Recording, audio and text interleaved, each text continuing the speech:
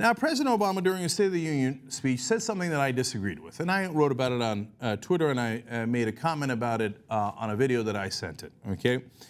He said, wages are finally starting to rise again. I said, look, the speech was very good overall, and I liked how he batted around the Republicans, and he made a good point for a lot of things going well. Now, unemployment is low, oil prices are low, et cetera, but wages are not really rising. That's not really that accurate. I pointed that out immediately as we were doing the speech.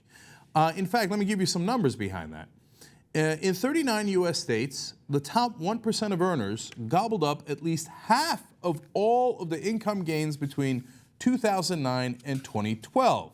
Now, that's an amazing number, right? And that's brought to you by the Economic Policy Institute. Now, it's about to get more amazing. And in 17 of those states, the top earners got every bit of the income growth in those years. They got all of it in those 17 states. The bottom 99%, nothing, okay? In Nevada, for example, this is a really amazing fact. The top 1% got 40% increase in their income in that time period. And the bottom 99%, that would be the rest of us, their income fell by 16%. Now, that's the worst state in the union in terms of those results, but those are pretty stark numbers. Now, when you look broader, still bad numbers. In all the states, the rebound in income, this is from the recession, the gains we have made back. In the 3 years after the recession, pretty much all went to the richest of the rich. So when you look at just the amount that has bounced back, almost all of it went to the top 1%.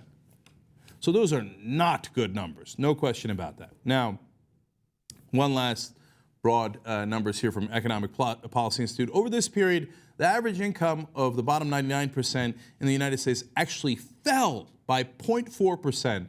In contrast, the average income of the top 1% climbed by 36.8%.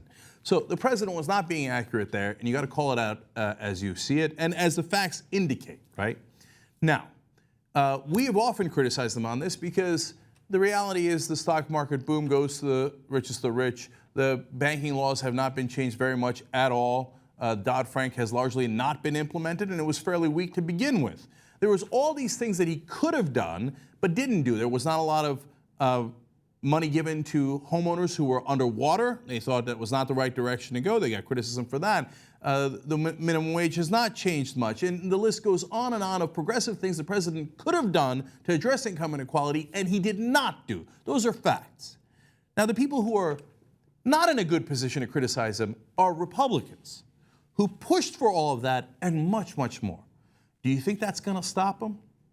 Of course not. So here comes Mitch McConnell and John Boehner on 60 Minutes. Now, they're going to go with two different sets of talking points here. Let's see the first one. What was your impression of the president's State of the Union speech? My first thought was it sounded like he was running for a third term. He seemed to have completely forgotten or chose to ignore the election last November. He was looking out at an audience that had 80 more Republicans in it than his first State of the Union. Okay, so that's the Republicans crying, oh no, but he should have reached out to us more. How dare he say that he won the first two terms? They got their feelings really hurt by that. They've been crying about that ever since. Now, let's move on to the relevant second talking point, which is far more outrageous. Unemployment has fallen to 5.6%. Gasoline prices are down. The stock markets are up. The economy grew by 5% in the third quarter. That's the fastest rate in more than a decade. You don't congratulate the president for that? Look, things are getting better, but the point is, who is benefiting from this? This has been a top of the income recovery. The so-called 1% that the president's always talking about have done quite well. But middle and lower income Americans are about $3,000 a year worse off than they were when he came to office. Is income inequality a problem in this country? Is it a problem that Republicans want to address? It is. And frankly, the president's policies have made income inequality worse. All the regulations that are coming out of Washington make it more difficult for employers to hire more people. You're going to tell me that the Republicans are against income inequality? You guys have been fighting that battle? Really? By doing what? And the president is what, too liberal, and that's what's hurting income inequality? How could you say that with a straight face or even with an orange face? So now, one of the things that Boehner said was, oh no, Obamacare is hurting income inequality and making it worse. What? It's Obamacare is giving too much to the rich? Well, that's a new argument. I haven't heard the Republicans making that argument before. Well, here's data that is relevant. Research by the Nonpartisan Tax Policy Center indicates that Obamacare is reducing income inequality by imposing a slew of tax increases on upper earners to pay for billions of dollars in health insurance subsidies to low and middle income Americans. That's actually one of the few things that the president is doing right on income inequality that he should be getting credit for. Of course, Orwellian world of the Republicans, they turn it around and say, oh yeah, that only helps the rich and not the poor and the middle class. Come on! And what happened to your job creators?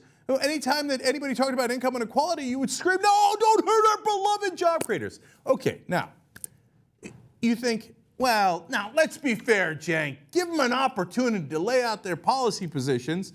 Maybe it'll turn out that they are really going to stick up for the little guy making minimum wage or the middle class guys who might need a little bit of help with education so their kids have the same opportunity. All right, so let's give them a chance. Ask them about those policy proposals. From the President's State of the Union address, let me ask you, dead or alive, raise taxes on the wealthy? Why would we want to raise taxes on people? I'll take that as a dead. Dead. Real dead. Make community college free of charge. Dead or alive? We've added more debt during the Obama years than all the presidents from George Washington down to George Bush. And giving away free tuition strikes me as something we can't afford. I'll put that down as dead as well. Increasing the federal minimum wage. Bad idea. Dead. It's a bad idea. I've had every kind of rotten job you can imagine growing up and getting myself through school. And I wouldn't have had a chance at half those jobs if the federal government had kept imposing higher minimum wage. You take the bottom rungs off the economic ladder. Oh, yeah. I know you're trying to help the guys making minimum wage by making sure they don't make more money. How munificent of you. Are you not merciful? Okay, but my favorite was, Obama, he's helping the rich too much. All right, how about a little more taxes on the wealthy? Real dead. Not just dead, real dead. We are not having that discussion. I mean, there is self-parody, man. That looked like an SNL skit. So obviously these guys are full of crap. You can legitimately criticize President Obama on income inequality, but you cannot do it from the right. You cannot do it as a Republican who says that there's no way they would ever increase taxes on the wealthy and who talk about never increasing the minimum wage or giving your kids an education and a shot at equality of opportunity.